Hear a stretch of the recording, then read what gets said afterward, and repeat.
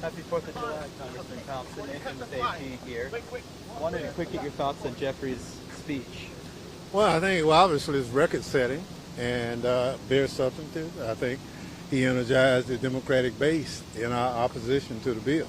Yeah, and how he ended it, that the results today aren't the end of the equation. What's your outlook moving forward if this passes? 2028. Yeah, and even 2026, the Yeah, midterms. that's right.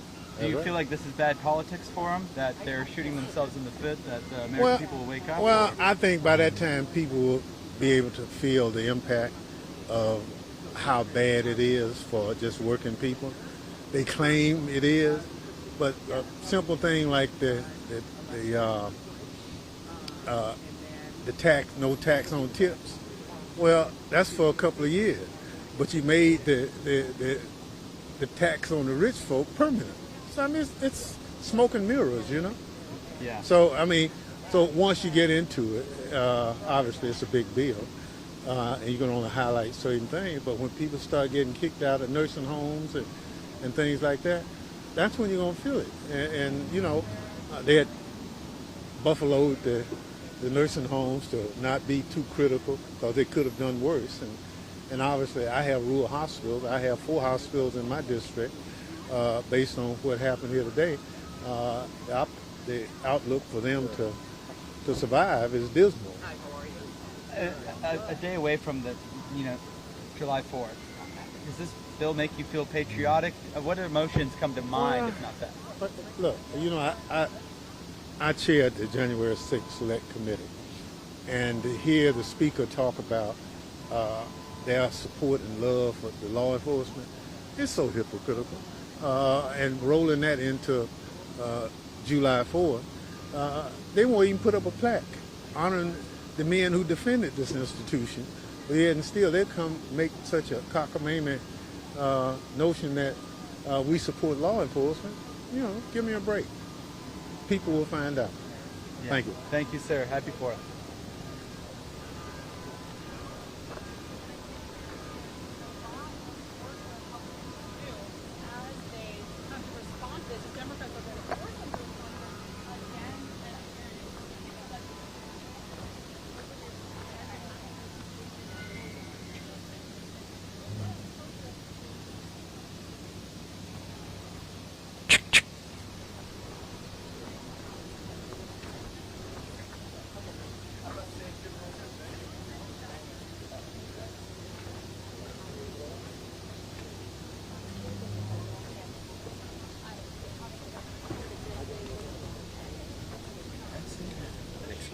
It's not part of the retraction. So that 6% stays. We're also getting $500 million for rural healthcare infrastructure. So were you worried that the big beautiful bill could hurt your state? No. So then why send that letter to the governor? Because I wanted him to sign the budget for the state of Wisconsin that raised the reimbursement rate to 6% from 1.7. That means we're going to get an additional $1 billion a year for rural health care in the state of Wisconsin. That's awesome. If I do nothing other than that the whole time I'm in Congress, that's a significant thing. So our Medicaid system in the state of Wisconsin just got shored up in perpetuity. And I'm super proud of that. I'm so stoked about it. And you came up with the idea of having states pay for their share of SNAP based on their error rate. Can you just speak to the carve-out for Alaska and what you think about that? I mean, is that fair to other states? No. Okay. Alaska has a 59.59% error rate. Wisconsin has a 4.7%. So no. But you know what? I don't know what they do across the way there. And they have an individual senator has a tremendous amount of power. And do I like that? No. Is it fair? No. Did it just happen? Yes. So do you think that eventually, though, it'll all, by, I guess, 2030, it'll settle? It's everything's going to be okay. And I can't stress enough how incredibly thankful I am that we got this done because it truly is going to be a game changer. When I sent that letter to Tony, I talked to him. Me and Governor Evers, I don't know what we grant, but this. I called him personally. And I was like, Tony, this is a once-in-a-lifetime opportunity. We're never going to get this. And he acted, and I complimented him. That's how stuff's supposed to work. One more question on it. Right now, Wisconsin won't have to pay for its share of SNAP. Correct. But what if they go over 6%, then they're going to have to. What does that mean?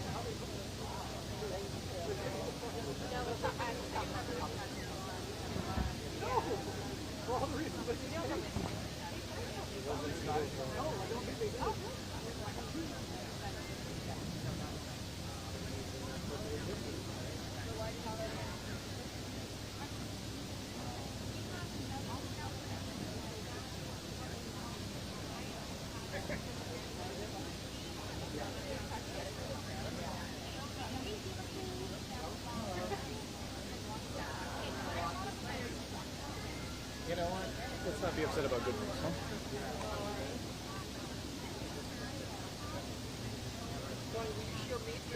Nope. Oh, who is that? Oh. Look at how much Tony takes care of me.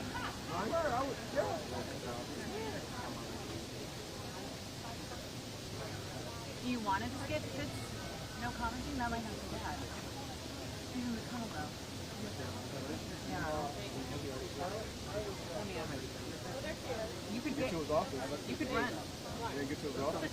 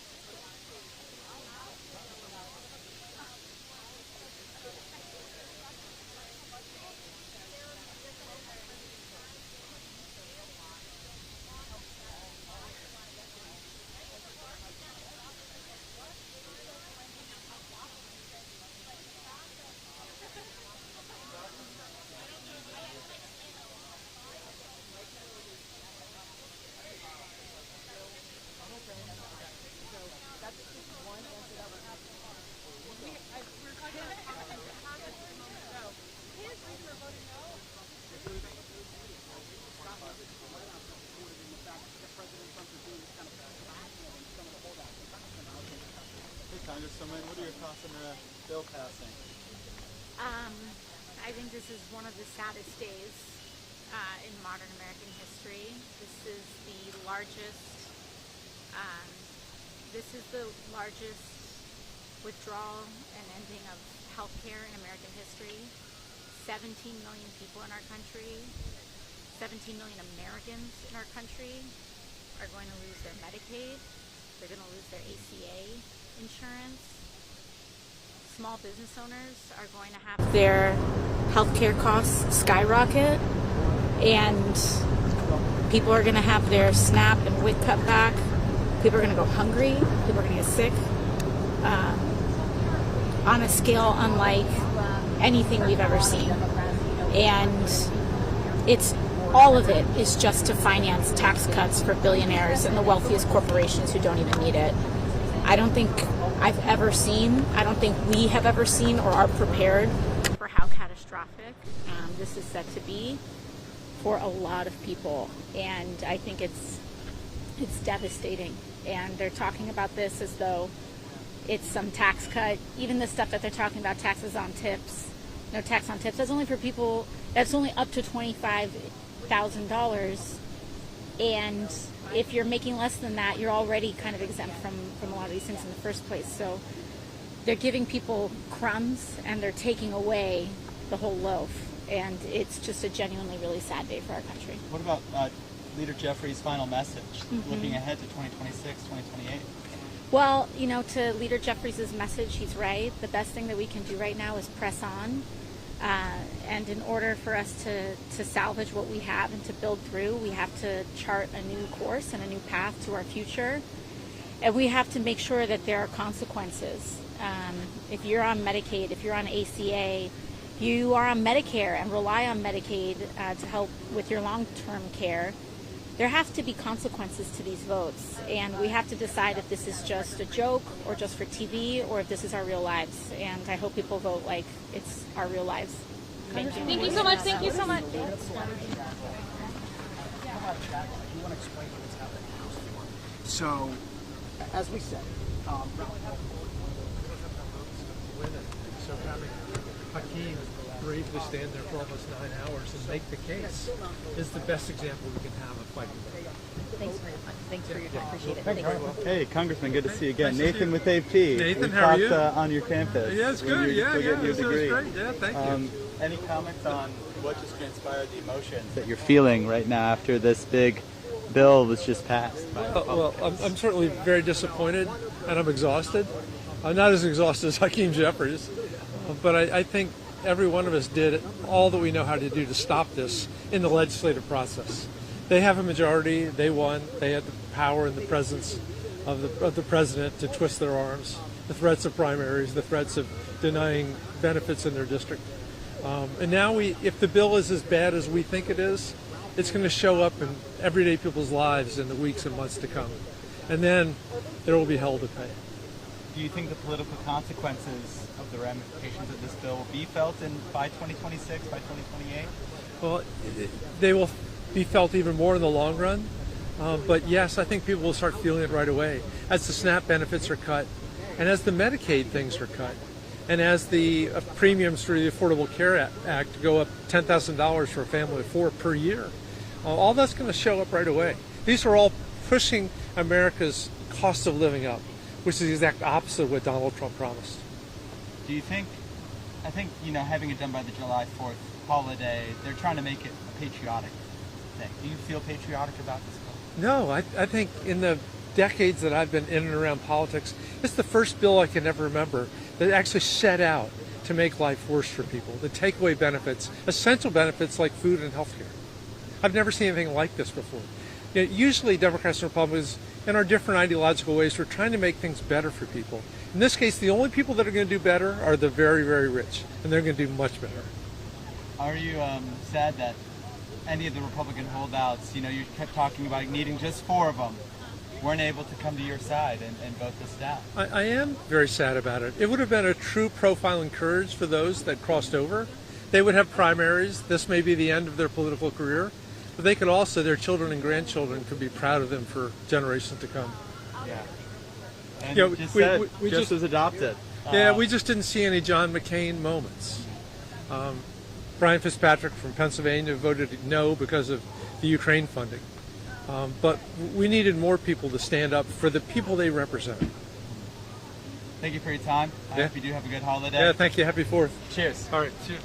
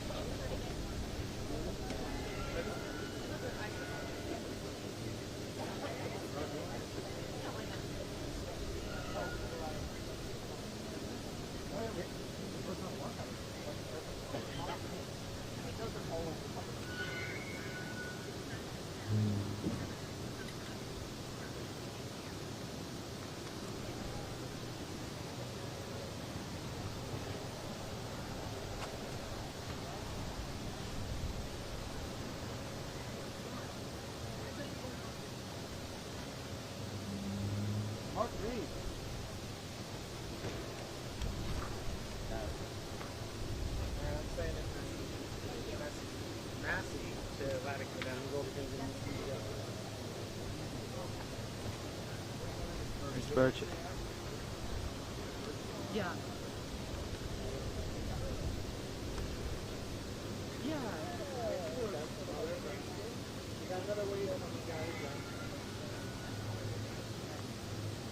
We spoke just a few moments ago on the steps here with Congressman and Roland. All night, it was a long few months. This has been the crux of Donald Trump's signature domestic policy agenda. There were some moments there where it looked not rocky, like we were moving through, but ultimately we got it done.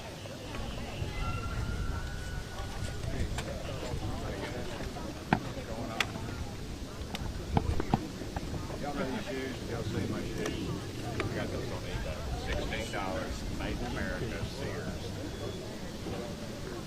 Poor dead guy gave those up, I'm sure. All right, what we got? We'll go around the line.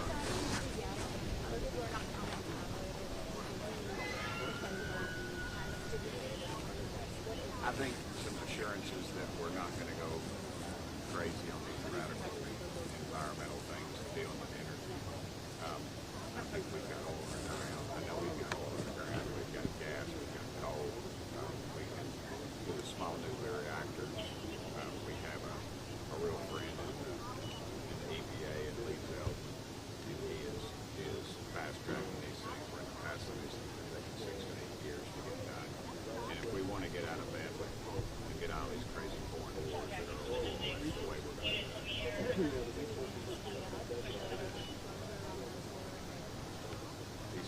He gave us some very good indications of how that would work and within just the framework of the bill.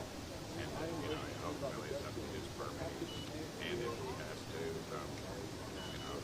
because the windmills, not about 98% of them are made in China. And they're no friend of ours. They don't even have windmills in China. That should give you a good indicator where that is. So I feel very confident.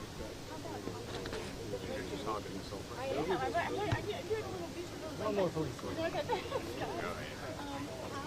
didn't get us done real quick.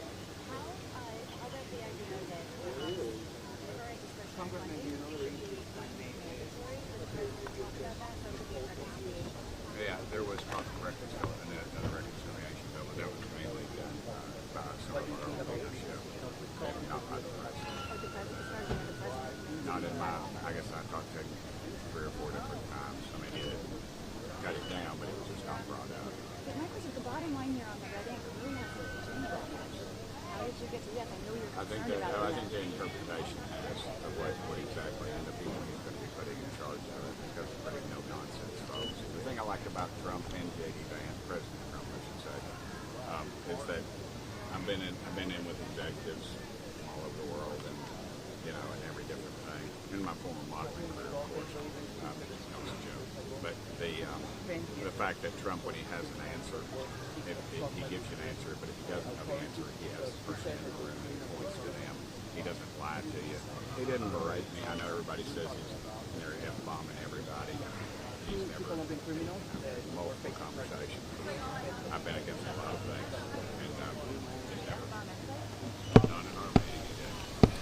Are you at all concerned that this could complicate re-election chances for some of your colleagues who are in swing districts? No, I think when America understands that things like if you're able to work, you ought to work, and we need to clear up some of the fraudulent behavior so that it provides for those single moms with 2 kids that are maybe just getting by, and it doesn't collapse the system, at least amongst us. Is a biblical reference that Jesus made, and I kind of dig it. What did you make of the speaker's role? You know, he helped facilitate a lot of things, and he stepped back a lot of times. Too many times these speakers, they want to micromanage and be a part of every dadgum part. Mike Johnson's not like that. He's one of those guys that he shares the victory with everybody. He shares the debate, and he takes the blame. So, and he's imperfect like the rest of us, but he's a different kind of leader. You guys talked about this like self-imposed deadline. What does it mean to actually meet this? I don't know. I don't care if it's July 4th or July 40th. I think it's a pretty. I've said this at the beginning of the week. I said, don't count out Trump. That guy. I wouldn't want to play poker with him. Do you understand that, like, a day of I am. I'm sorry. I got a lot of questions. Do you understand a day of many of you Yeah. had Major problems, and that's why President Trump understood the timing. Yeah, the timing of everything, and Trump understands that, and I believe that's why they called the vote last night, because they put everybody at the table and they said this is the deadline. Is ultimately the fear that if this were to change and went back to the Senate, it would have come back in the form that was. It would have died. It would have never passed. If it went back to the Senate, Murkowski, you know, she's not. We would never get her vote again. I made that point clear. I mean, he didn't have. The President Trump didn't have to. He mentioned it, but yeah, but he didn't have to. We all can see what's going on over there. And just to clarify, did President Trump promise? He didn't make any promises like that to me or anything. No, but it's Trump, so he's going to lead. Lead, follow, get out of the way. Congressman, one of the issues was that the Senate got rid of a lot of the immigration provisions. Did the president make any remarks that he would be able to take care of the immigration issue with what's in the bill? I think we're confident what's going on with immigration right now, with the money that's going to be provided and the new people that are going to be on the job for immigration, that will be taken care of. I think America realizes that. They're sick and tired, and I'm sick and tired. I know a family, the Corcorans in Knoxville, Tennessee, they lost their dear son in illegal. So I just don't. I think America's sick of it. Hey, there's a cute little bulldog over there. Are there any members that are going to stick around for tomorrow? I don't know. I'm not. I'm getting back to Knoxville. I've got death threats, so I'm going to enjoy that at my parade. You know what I mean? Congressman, what? Looking for time. Go ahead. Congressman, I just wanted to see what, if any, commitments Trump made when it came to wind, when it came to solar, when it came to further. I think he said that he understood that we're sick of that stuff, and we're sick of you know, just the way it was carried out, and it's just a giveaway. And America doesn't need that. If energy is to work, it has to get it there on its own. But is there anything that and he made it pretty clear you can get more out of a hole in the ground about that big than you can out of a windmill that's taller than the Capitol. But is there anything that you can do with his executive power that he promised? Yeah, y'all keep bringing that up. I'm not sure where that came from, but we never really heard any of that. I mean, you know, he can put tariffs on stuff that come out of China. I mean, that's always an option, and I hope he exercises that option, because this bunch is sold out to China, and they don't have the guts to do anything about it. They'll write a tough letter and let's have a hearing. They don't have the guts to follow through because they're in the lobbyist pocket, and the lobbyists are owned by China. That's sad. Did that come up at the meeting at all, the potential for tariffs on parts of wind and solar? Possibly, yes. You mentioned the death threats. Do you have any concerns about member security? We've seen some. 100%. I was the first one to bring it up about our Jewish members, and I'm talking about. I got friends on both sides of the aisle. My buddy Jared Moskowitz and both Goldens on both sides. I mean, They're my buddies. So what do you do? Do you And raise the cap on the spending that's No, I think I wrote a letter, and it just allows us to go through our MRA. You look good right there, standing there. Hey, y'all, you know, he's single, has a pocket full of money, and he's relatively happy. If y'all could get him in a relationship, you could end all three of those just like that. Everybody else, what you got? Dr. Oz, obviously. Dr. Oz was not in our meeting. That was with the moderator. I've never even met Dr. Oz. I wouldn't know if he walked up there. Two more questions, guys. Do what? And the trust on the role that you have. Very strong role. I met with him in Treasury the day before, and then I met with him at the White House also as well. He was very much engaged. He was one of those when President Trump if somebody had an issue and it was very specific, he'd say, jump on this, and he did that. And Congressman, talk about restricting spending for projects that Republicans may not want to spend. Yeah, I think you're going to see some of that going on, especially with some of these wild environmental projects, or this so-called energy that it costs more energy to produce the apparatus than it does what they're going to get out of energy. So, yeah. Like impounding funds and things like that. No, I think it's going to be more of economic pressure through tariffs and other things that will probably be where they'll take care of that. Congressman, can I just ask one last question? I don't know if this was asked earlier, but Congressman Van Orden said that the House Freedom Caucus's influence is over now. What do you say to that? I don't know. I'm not going to get in the Medal of Van Orden. He served our country. He's a Navy SEAL, but there's a place for the. I'm not in the Freedom Caucus, ma'am. I'm my caucus one. 435th most powerful member of Congress. 435 on the chart, number one in your heart. But yeah, do you think the group is losing influence if they voted for this today? You know. I'm sorry, no. As a matter of fact, they had incredible influence. That's why the vote stayed on the board for But hours nothing changed in the bill, right? I think they got some very good assurances and interpretations of the bill of what's going on. Who made those sunglasses? I don't know. I ask you one question after all that.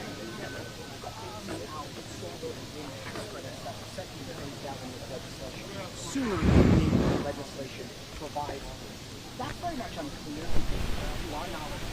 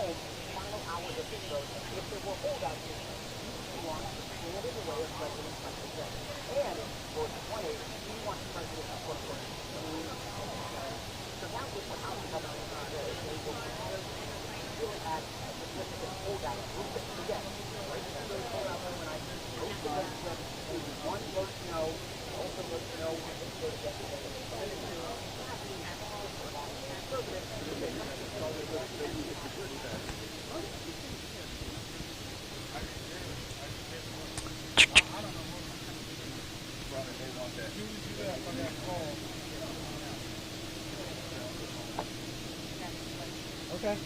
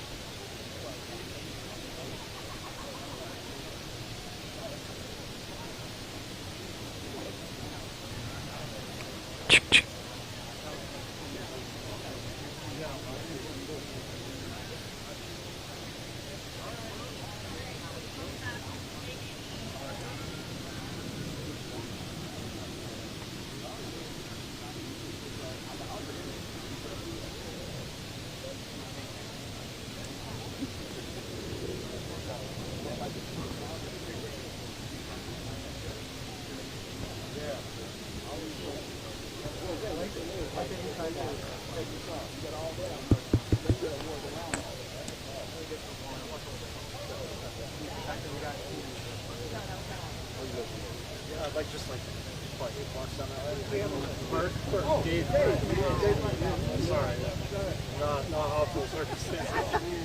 So did you get to the house and chill out or just? Not only did I get to the house, I'll tell you what, I fucked myself. Put on shorts and a t-shirt. Had I not done that, had I just stayed with clothes, no chance they would call me back. But because I got comfortable, you were awfully. well, I had to go work on a story with Sarah. Yeah. About like tomorrow. So I was like, I gotta You go. got that. I was like, this is like, I'm like, I'm gonna be on a laptop typing on the phone. I told him, never know.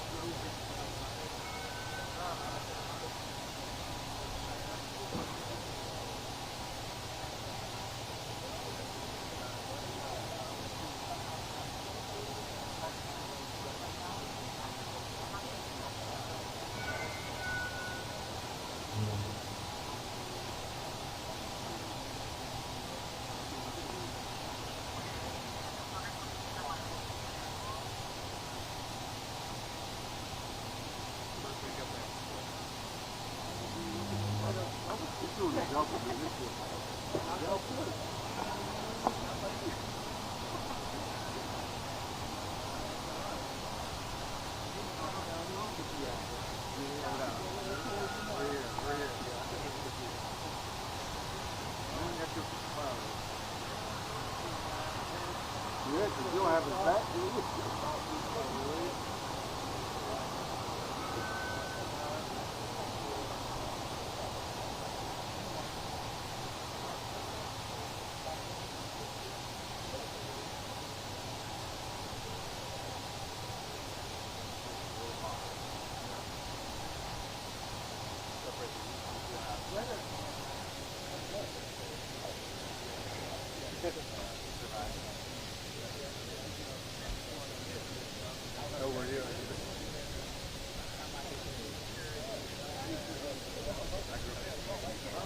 Oh, geez.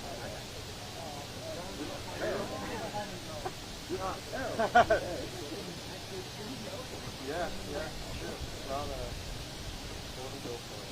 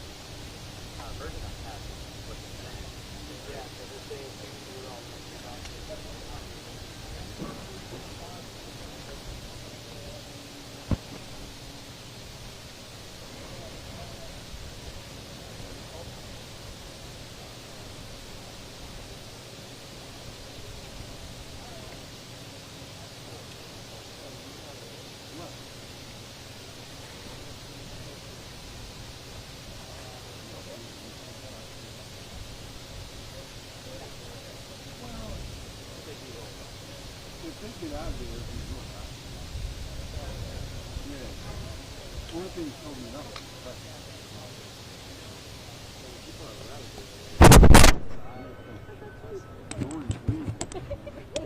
She's got it. Oh, yeah.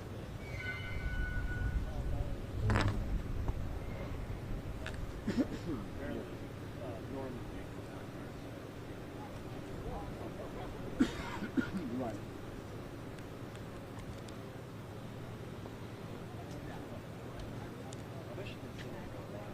Yeah, man, it's been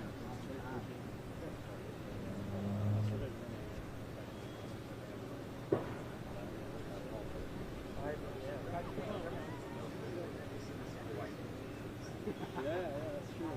I like it. I like it. Like, I'm here to you learn the road. No, of course not.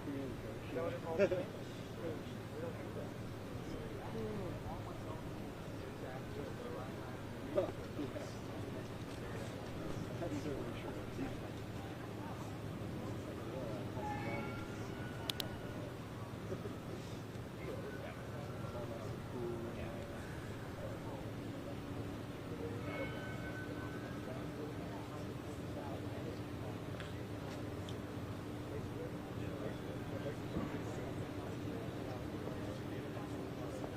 It's Mace.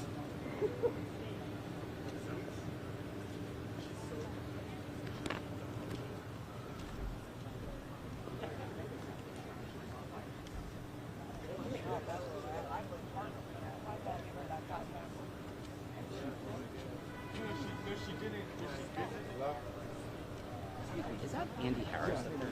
Yep. Looks like him. Is he supposed to come down here? Well, I think his car's down here. Oh. Thank you. Yeah.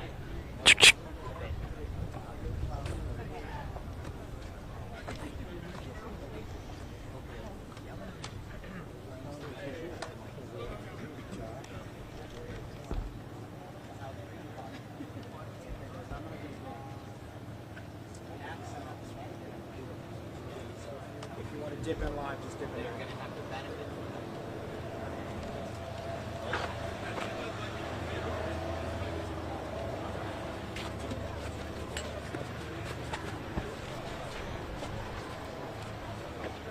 Yeah, so this deficit has now. Let him come down. Or deficit costs are now deficit has. They've come through as Mr. Chairman, can we have it come down? What's that? So, why hold out for as long as you did without getting any rewrites to the bill? Because that's not how the place works. What we looked at is an entire package. Just like in the past, what you've seen on budgets and discretionary spending agreements, there are sidecars that make an entire package come together. When we looked at this entire package, the significant agreements we got with the administration in the last 24 hours made this package a much better package than the bill. But you were saying a day or so. You were saying a day or so ago that you wanted the Senate to come back in and to rewrite this bill. That's right. Why did you change? Because we got a package that I think would have turned out better than what we would have gotten had we sent this bill back. But is that caving? And winning is caving? Well, if winning is caving, then I guess we caved. Mr. Chairman, can you tell us what kind of deal, what kind of concessions were made? No, just that when you put them all together into the package, it was a much better package than the Senate package alone, or what would have come back from the Senate if we had sent it over to the Senate. And remember, this process has been going on since January. When we started, what was on the table was $300 billion in spending reduction. We, by holding to what the Freedom Caucus has done for the last 10 years, which is make deficit reduction a primary motive, we achieved $1.5 trillion, and that doesn't include the agreements we came to last night that will further reduce spending outside the framework of the bill. Again, there are so many ways that we have affected this process, culminating in the agreement last night, that I think put this package together and said, yeah, this is a very good Republican product. It's going to move the president's agenda forward. It's going to actually seriously deal with spending. and of course not provide a tax increase for middle-class But Americans. sir, you were a no yesterday, and after some meeting at the White House, all of a sudden there were a bunch of people who were yes. The public can read the bill, but the public has no idea what got you all from no to yes. So is it? That's right. So I mean, what would you say to people who are wondering how you change those? They know the reputation of the Freedom Caucus. The reputation is we've been fighting for fiscal restraint for 10 years now, and we were not going to move off that dime. We were going to oppose the bill. I was going to vote no for the. Without these agreements we came to last night, I was a hard no on this bill. These agreements are significant. It'll become obvious over the next few months how we've got the administration to move in a direction that mitigates a lot of the issues with the Senate bill. Well, they have to be executive actions. The public is going to have to wait months for this, then? I think the president's only 6 months into a 4-year term. This is a huge $1 trillion package, though. There's a ton of money in here. You're not going to reveal anything to the public about what some of these concessions may be. Did I say there was $1 trillion in the package? It's a huge amount of money in here. Where? In this spending bill. Yeah, the spending bill is public. I'm just asking you, to Joe's point, Yeah. what should the American people think of the fact that you're not saying what the president and what the agreement was? Because the agreement is with the president. If you want to know, ask the president. How likely is there to be a second reconciliation I'm bill? sure. Look, there's likely to be a second and third reconciliation bill. There will not be a significant. Obviously, we may have to clean up some matters of budgetary matters. Budgets leading to reconciliations bills are a normal part of the process. I would hope that we will have a budget, for the next fiscal year at some point, and included in that could be some things that are going to be reconcilable. But our opinion is that this bill pretty much had almost everything that was going to be achievable in a reconciliation bill, and that further reconciliations bills are probably going to be much less significant than this bill. They have to be. The Speaker said that the president should call late into the night at 1 o'clock in the morning. Were you one of those individual members he spoke to? I never spoke to the president. We obviously dealt with the White House staff. We came to agreements that are significant mitigations of the problems with the Senate bill. As a fiscal conservative, somebody who cares about deficits, there's, I think, upwards of $60 billion in this package for ICE and for border security. Yes. Given that President Trump has been touting the fact that border encounters have almost dropped to nothing, did you need to spend $60 billion or more on ICE? We still have, by some estimates, between 10 and 15 million people who came into this country illegally under the last administration. They have to be dealt with. They have to be adjudicated. We have to look at the record. We have to see how many of them are deportable and should be deported. We need to deport them. The bottom line is that the American people understand it is very cost effective to keep people out of this country, to keep them off our welfare system, to keep them off our streets, to keep them off the public dole.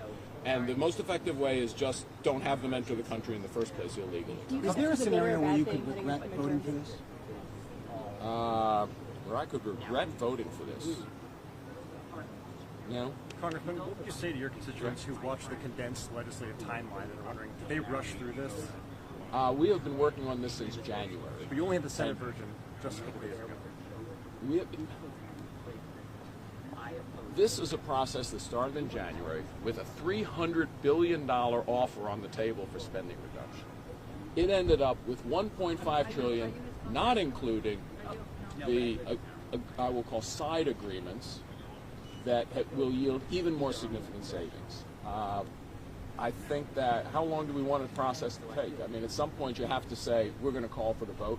We think that achieving $1.5 trillion in deficit in spending reduction is actually pretty significant. It's by far the largest spending reduction to a mandatory program ever proposed, and we did it without touching core functions. What do I mean by that? Everyone, 17 million people are going to be through. I don't know where they come with these numbers for Medicaid. Yeah, 1.4 million people, illegal aliens in this country, are probably going to stop receiving Medicaid. All right, that's what the American people expected after the last election, that we are going to stop giving illegal aliens in this country illegally public benefits. Millions of those people are able-bodied Americans put on Medicaid. Remember, Medicaid was meant. And, when I was a physician, I took care of lots of Medicaid patients. I worked in East Baltimore in Maryland. Half of my patients were Medicaid patients. They were the elderly, the disabled, pregnant women, the children. Obamacare put healthy people, healthy young adults on that roll, able-bodied adults without dependents on that roll, and then gave a larger federal cost share to take care of those people on the rolls. You know, if someone is on those rolls and they're able-bodied and they choose not to work, Americans overwhelmingly agree that they should not be on the public dole. Yes, they will lose their Medicaid benefits, and they may have to go out and get a job. I think both of those are not improper, and I think both of those would be agreed to by the majority of Americans. So again, you know, this package did a lot of things. I think to affect waste, fraud, and abuse in both the SNAP program and where you have states where, imagine, up to 60% of people in some states, and it varies, but the highest state is 60% of people are getting an improper payment. And they're getting an improper payment of federal tax dollars. And until we passed this bill, no one was paying attention to that. That's pretty important. The average American is like, really? You are sitting by, while states, wealthy states, my state, at one point had almost 20% improper payment rate. You know, we're one of the wealthiest states in the country, and the federal government stood by and did nothing. That's egregious. I mean, that's the kind of thing that's the kind of reason that Americans hired President Trump to come in, clean up waste, fraud, and abuse. And if the waste, fraud, and abuse occurs in a program like SNAP, that's an essential program. Look, we fund it in my appropriations bill. The fact of the matter is, if it's occurring in a program that is supposed to deliver for the truly needy, and it delivers for people who are scamming the system, delivers it to states where they're not paying attention to who actually should be on the program and shouldn't be on the program, I mean, I just think that's an improvement. Congressman, but when you talk about health care, yeah, a lot of working people have jobs that don't include health insurance. Yeah, so they have no worry because if you work, you're eligible for the Medicaid expansion. I mean, it's just that simple. You know, the people look. I listened to the rhetoric of Mr. Jeffries. The fact of the matter is, you know, hardworking Americans are going to lose their health care. Really? How? We have a work requirement of 20 hours a week. Now, I will bet everybody in this audience worked 20 hours a week. Yeah, you qualify for Medicaid. You're not getting thrown off. Now, if you choose not to work, if tomorrow you say, you know what, I'm going to get free health care from the government, I'm just not going to work anymore. No, you're not going to get free health care from the government. You're going to actually have to work if you're able-bodied without dependents. So look, that rhetoric is just false. I mean, I can't use any other word. The fact of the matter is, no hardworking American is going to lose their health care. Now, if you define someone who crossed the border illegally into America as an American, yeah, they could lose their Medicaid coverage. But an overwhelming majority of Americans agree they shouldn't have been on Medicaid coverage in the first place.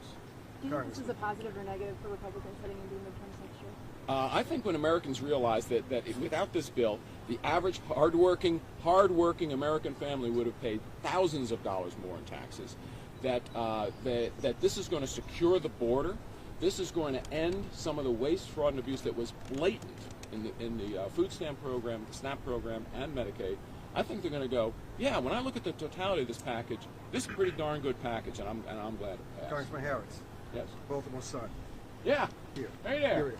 So I just want to ask you, yes, on behalf of the Baltimore Sun and Maryland, how does this bill impact Maryland and Baltimore City? Well, it does everything in Maryland, Baltimore City. Prima.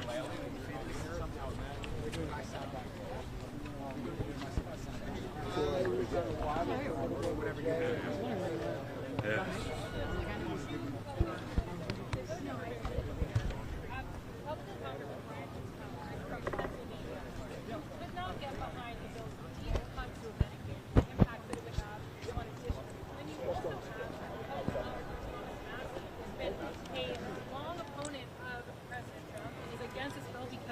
Doesn't do enough to cut the deficit and federal spending. So that just gives you a snapshot of the issues that Republicans have been trying to work through this entire process in both the House and Senate, and why it was so difficult to find a bill that people could come behind, because there were so many different issues that leaders have had to conquer. But this is a massive win for President Donald Trump. It is going to be the signature piece of this legislation for his term, defining his domestic policy agenda from enforcing the order to tax cuts to how they're going to add work requirements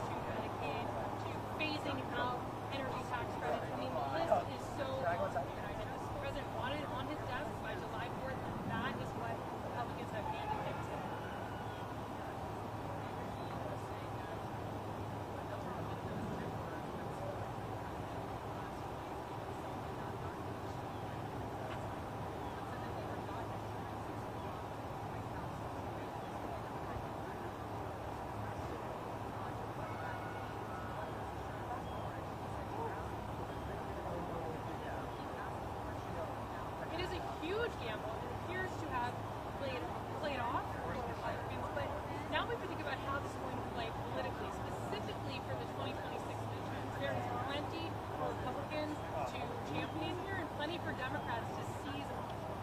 We saw a preview of that today with the top Democrat in the House, Hakeem Jeffries, gave the longest speech in House history, over 8 hours long, outlining all of the issues that Democrats have with this bill and the number of people whose Medicaid coverage, healthcare coverage, is at risk as a result of this bill passing. So we are now going to see a messaging campaign on both sides play out as Republicans and Democrats each try and cherry pick a piece of the bill that they like and have to defend from the attacks from the other side.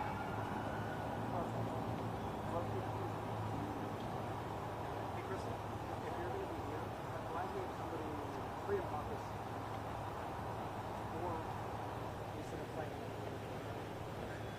anyone interested? Thank you. See you at 4.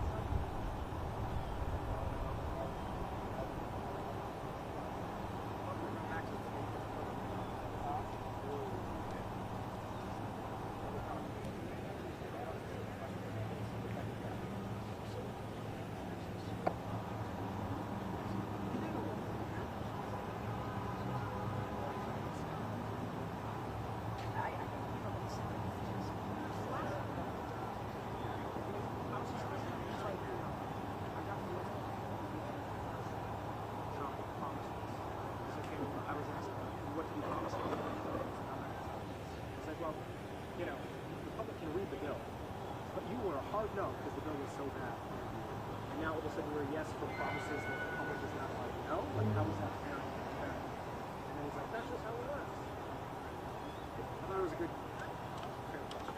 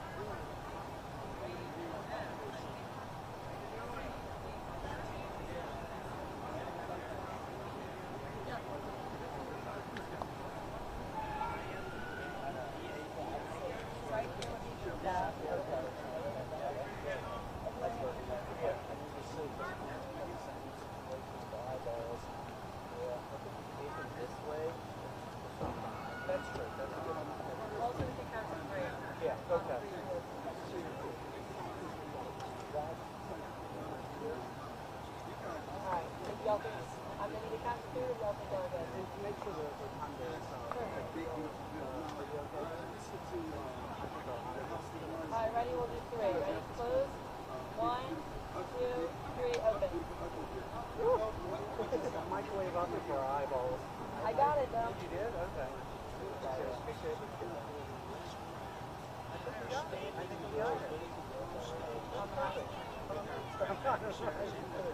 Hey, thank you so much. I really appreciate it. I'm glad you got it. Yeah, it's really great. So thank y'all so much. Hopefully we'll see each other again in the near future. But y'all go get inside for the eyeballs. No, next time I'll bring sunglasses.